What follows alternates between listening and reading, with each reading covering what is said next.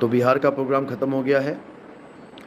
अब 5 तारीख को रांची में प्रोग्राम है, झारखंड रांची में, और 6 तारीख को जींद में प्रोग्राम है, शाम को पटियाला में प्रोग्राम है। 6 तारीख को ही शाम को पटियाला में प्रोग्राम है। 7 तारीख को दिल्ली में प्रोग्राम है और 7 की शाम को सोनीपत में प्रोग्राम है। 8 तारीख को खरड़ में प्रोग्राम है सुबह, और 8 तारीख को रात में लुधियाना में प्रोग्राम है। तो जो भी भगत सत्संग में आना चाहते हैं वो संपर्क कर सकते हैं। जिस जगह का आपको एड्रेस चाहिए आप मुझे मैसेज करें, उस जगह का नाम लिख के। रांची, जींद, पटियाला, दिल्ली, सोनीपत, खरड़ और लुधियाना। साहिबगंज की सतनाम। और ये भी अच्छी बात है कि आप 6 साल के बाद दीक्षा लेना चाहते हैं। यहाँ तो 10 दिन सुनने के बाद लोगों की बस हो जाती है कि नहीं, नाम दीक्षा चाहिए। तो भाई जल्दबाजी बिल्कुल नहीं करनी है, क्योंकि आपको पता है कि जल्दी का काम शैतान का। बिल्कुल जल्दबाजी नहीं करनी है। एक एक बात को सोचो समझो गहराई से, और उसके बाद जब अपना मन माने, किसी और के कहने पे नहीं, जब अपना मन माने, जब अपने अंदर से आवाज़ आ जाए कि हाँ यही सत्य है और अब इस सत्य के अलावा मुझे कुछ भी नहीं चाहिए, बस समझ जाना कल्याण होने से कोई नहीं रोक सकता। हाँ, अगर तुम इस ज्ञान में आकर भी कभी इधर झांक, कभी उधर झांक, कभी उधर झांक, क्यों? क्योंकि तुम्हारा विवेक कम होगा तो झांकोगे ही, विवेक पूर्ण होगा तो शुक्राना करोगे। शुक्र है, शुक्र है आप मिल गए, शुक्र है ये ज्ञान मिल गया, समझ लो। इसलिए कभी भी जल्दबाजी ना करें, पूरे इत्मीनान से, पूरे ध्यान से सत्संग को सुने। सच लग रहा है तो आओ, वरना जहाँ हो वहीं की पढ़ाई अच्छे से पूरी करो। मंदिर में बैठे हो तो मंदिर की पढ़ाई पूरी करो, मस्जिद में बैठे हो तो मस्जिद की पढ़ाई पूरी करो, गुरुद्वारे में बैठे हो तो गुरुद्वारे की पढ़ाई पूरी करो, चर्च में बैठे हो तो चर्च की पढ़ाई पूरी करो। जब तक तुम 12वीं पास नहीं हो गए तब तक इस कॉलेज में एडमिशन नहीं मिलेगा मेरे भाई। इसलिए अच्छे अच्छे ग्रंथों को अच्छे अच्छे लोगों के साथ बैठ के पूरा चिंतन करो, पूरा मनन करो, पक्षपात कभी मत करो। जो सत्य है वो सबके लिए सत्य है, और जो असत्य है वो सबके लिए असत्य है। ऐसा नहीं है कि हिंदुओं के लिए सत्य कुछ और, मुसलमानों के लिए सत्य कुछ और, सिखों के लिए सत्य कुछ और, ईसाइयों के लिए सत्य कुछ और, ऐसा नहीं है।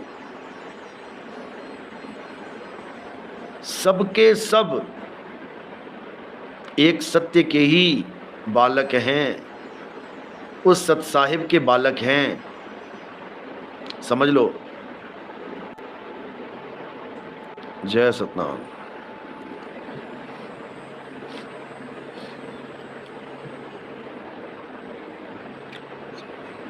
जिसने दूसरी दीक्षा ले रखी है और सूरत टिक नहीं पा रही है तो कोई बात नहीं, धीरे धीरे रेमना, धीरे सब कुछ होए।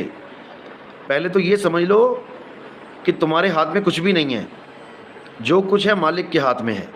तुम्हारी तो केवल परीक्षा चल रही है कि तुम टिकते हो कि नहीं टिकते हो, उस दरवाजे पे खड़े रहते हो कि नहीं खड़े रहते हो। खोलना तो उसके हाथ में है, तुम थोड़ी नहीं खोल लोगे। वो परमात्मा जब चाहेगा तब खुलेगा। तो इसलिए बोला, मैं बांदी का जाम गुलाम गुलाम गुलाम हूँ, पड़ा रहूँ दरबार आठों जाम हूँ। परमात्मा बस ये देखता है कि तुम आठों जाम, आठों पहर दरवाजे पे खड़े हो कि नहीं खड़े हो। द्वार धनी के पड़े रहो, धक्का धनी का खाओ, और कबहू धनी निवाजी हैं जो दर छाड़ ना जाओ। कभी ना कभी वो निवाजेगा तुम्हें। इसीलिए गरीब निवाज बोला है, भिखारी बन के खड़ा होना पड़ेगा। राजा बन के खड़े होगे तो फिर दरवाज़ा नहीं खुलेगा। अहंकार में आके कि मैं तो प्राप्त करके ही रहूँगा परमात्मा को, तो बड़े बड़े आए और बड़े बड़े चले गए। बिल्कुल सही भैरवदास, हमें सिर्फ पात्र बनना है, समझ लो। और पात्र भी कैसा? खाली पात्र, भरा हुआ नहीं। लेकिन दुखद समाचार ये है कि हमारे सत्संग सुन सुन के चेले इतने ज़्यादा भर जाते हैं कि ओवरफ्लो हो जाती है गाड़ी। फिर ऊपर से नीचे से दोनों तरफ करके ही रहूँगा परमात्मा को। तो बड़े बड़े आए और बड़े बड़े चले गए। बिल्कुल सही भैरवदास, हमें सिर्फ पात्र बनना है, समझ लो। और पात्र भी कैसा? खाली पात्र, भरा हुआ नहीं। लेकिन दुखद समाचार ये है कि हमारे सत्संग सुन सुन के चेले इतने ज़्यादा भर जाते हैं कि ओवरफ्लो हो जाती है गाड़ी। फिर ऊपर से नीचे से दोनों तरफ से ज्ञान की बारिश होने लग जाती है। और फिर इतनी ज़्यादा बारिश हो जाती है कि फिर उस ज्ञान में घुन लग जाता है। ये हमारे चेलों का हाल है। क्योंकि ये ज्ञान पचता नहीं है भाई, ये घी की तरह है और घी कुत्तों को नहीं पचता है, याद रखो। तुम किसी कुत्ते को घी खिलाओ, अपने प्यारे से प्यारे कुत्ते को घी खिलाओगे ना, वो पचेगा नहीं, वो ऊपर से नीचे से कहीं ना कहीं से फिर प्रेशर मार देगा। इसी प्रकार जो हमारा ज्ञान है, अगर किसी कुत्ते ने खा लिया फिर वो सारी उम्र भौंकता ही रहेगा। इसीलिए पात्र बनो, पात्र बनो, इंसान बनो, इंसान बनो, घी खाओ, सेहत बनाओ। और कुत्ता बन के घी खाओगे तो जुलाब लग जाएंगे मेरे भाई। तो जिसको जुलाब लग जाते हैं वो फिर कहीं का नहीं रहता, फिर उसके जीवन में केवल एक ही नाम रह जाता है, नितिन दास, नितिन दास, नितिन दास, नितिन दास और नितिन दास। समझे? तो ठीक है, अच्छी तरह ज्ञान को समझो।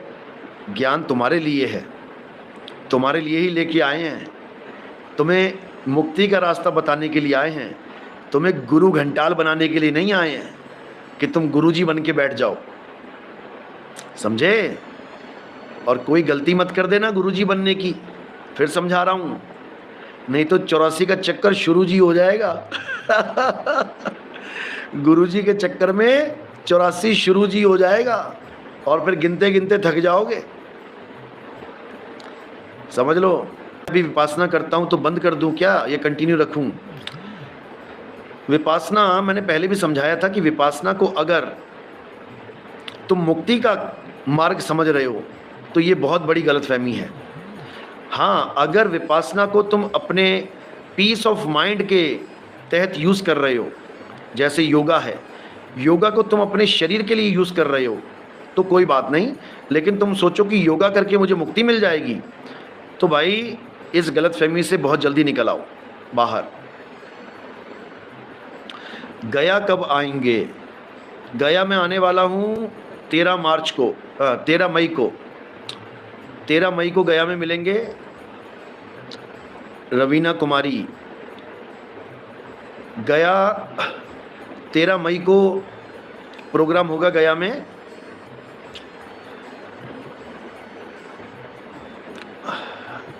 साई बंदगी सतनाम।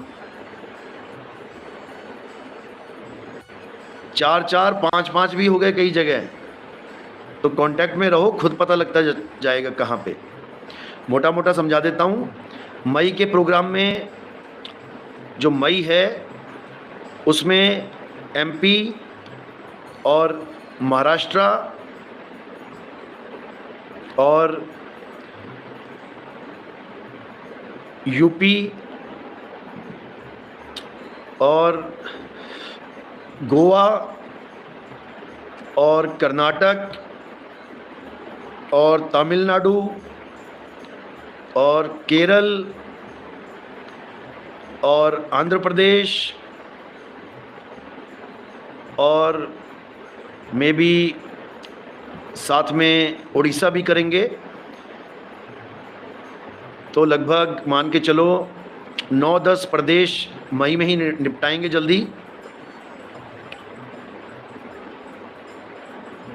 सतनाम सतनाम सतनाम। सत्संग का कितना पैसा है? हम कोई पैसा नहीं लेते भाई, हम सत्संग को बेचते नहीं है कि सत्संग का पैसा ले। हम एक पैसा नहीं लेते सत्संग का, फ्री ऑफ कॉस्ट, बल्कि हमें देना पड़ जाता है। कई बार देना पड़ जाता है। सतनाम सतनाम।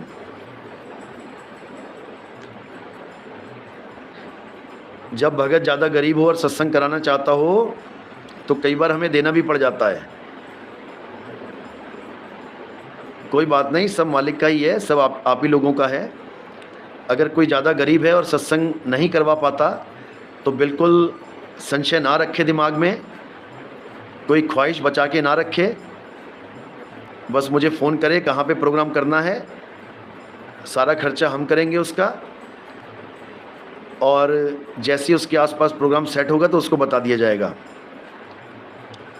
ऐसा कोई बंधन नहीं है कि आप ही पैसा खर्च करोगे तो सत्संग कर पाओगे। अगर सच में गरीब हो तो आपके घर पे अच्छे से प्रोग्राम किया जाएगा, सारा खर्चा हम उठाएंगे।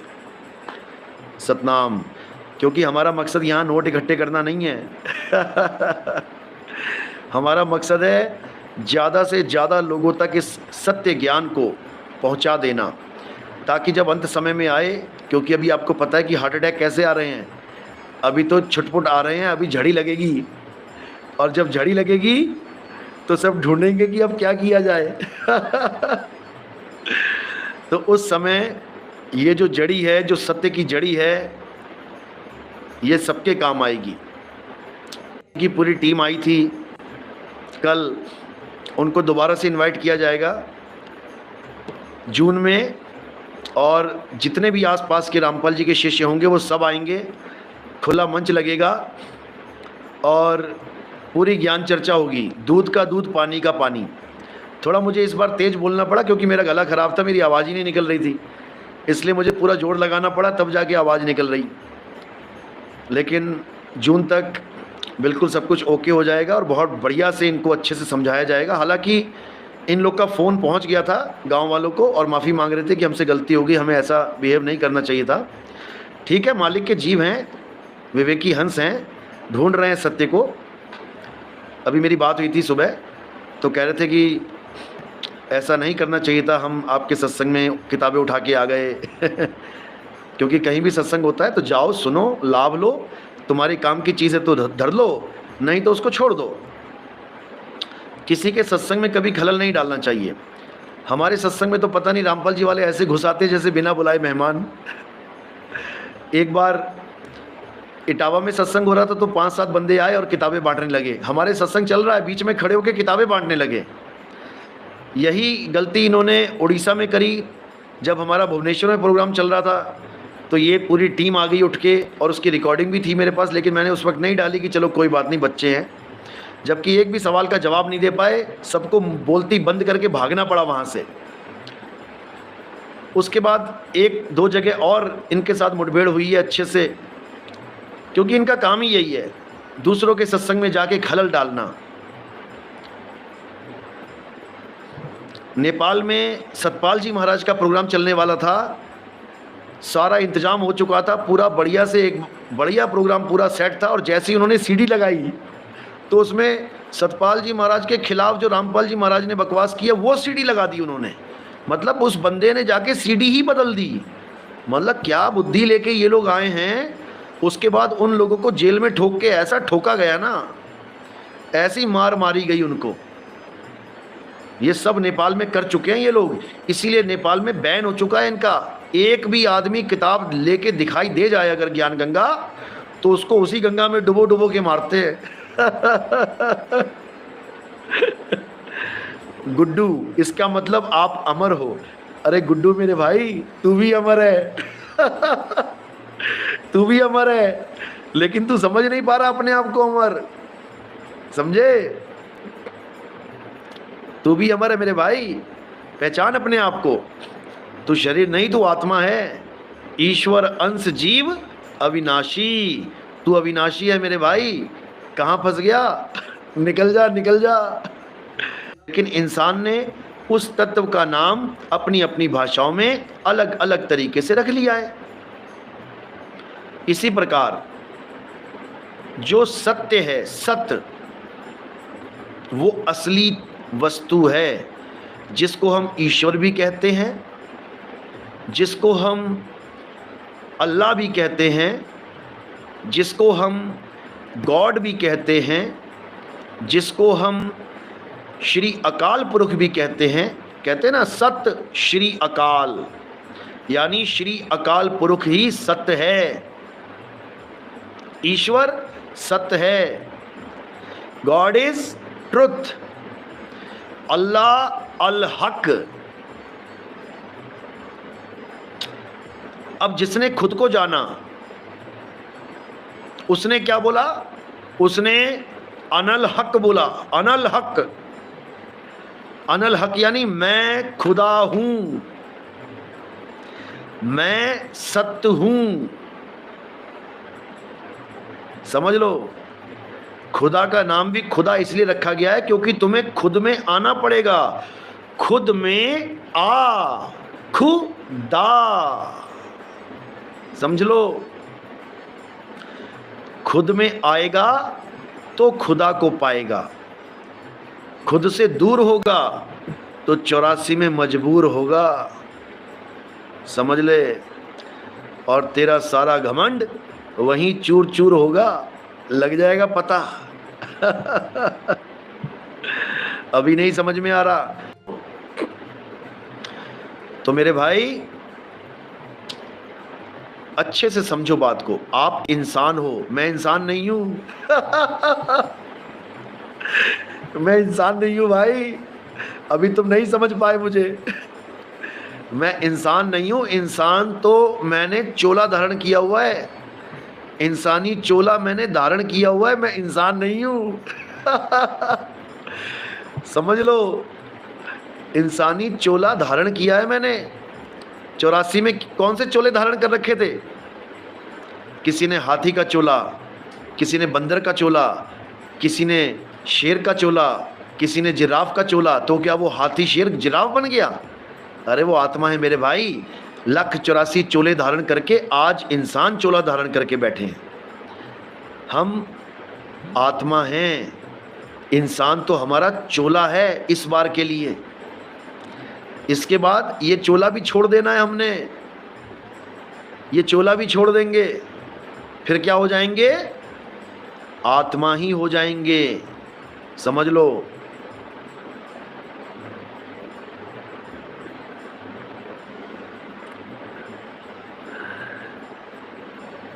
सतनाम सतनाम। बचे हुए को बचाएगा, क्या बात है। अरे जग मर्यादा कारणे गुरु किया रामानंद, और शब्द हमारा गुरु है सदा हमारे संग। क्यों नहीं समझ में आ रहा तुम्हें? वो हमारा शब्द गुरु है, समझ लो। वो जिसको चाहे उसको गुड़ रहने दे, और जिसको चाहे उसको शक्कर बना दे। गुरु गुड़ रह गया, चेला शक्कर हो गया। क्यों नहीं समझ में आ रहा तुम्हें? गोरखनाथ का गुरु पीछे रह गया, गोरखनाथ जग में महान हो गया। क्यों नहीं समझ रहे तुम? करे करावे आपे आप, मानस के नहीं कुछ भी हाथ। क्यों नहीं समझ में आ रहा है? समझो तो भाई, हमारा एक पिता था, एक पिता है, एक पिता रहेगा। एकस पिता एकस सतनाम। गुरुजी सुरती को शब्द में कैसे लगाना है? एक पिता एकस के हम बालक। ये सुरती बालक है और शब्द गुरु है। सुरत को शब्द में कैसे लगाना है, यही असली भेद है। गगन में अगिया लागी बड़ी भारी, अरे सूरज जल गए, चंदा जल गए, जल गए नौलख तारी। गगन में अगिया लागी बड़ी भारी, कहें कबीर सोई जन बच गए, जिन शब्द में सुरत संभारी। गगन में अगिया लागी बड़ी भारी। तो कुछ नहीं करना है, कोई पूजा नहीं, कोई पाठ नहीं, कोई हवन ये नहीं, कोई यज्ञ नहीं, कुछ नहीं करना है। केवल सुरत को शब्द में स्थिर करना है, इसके अलावा और कुछ नहीं। इसके अलावा कोई कुछ कर रहा है तो समझ लो मुसीबत गले पड़ने वाली है उसके, समझ लो।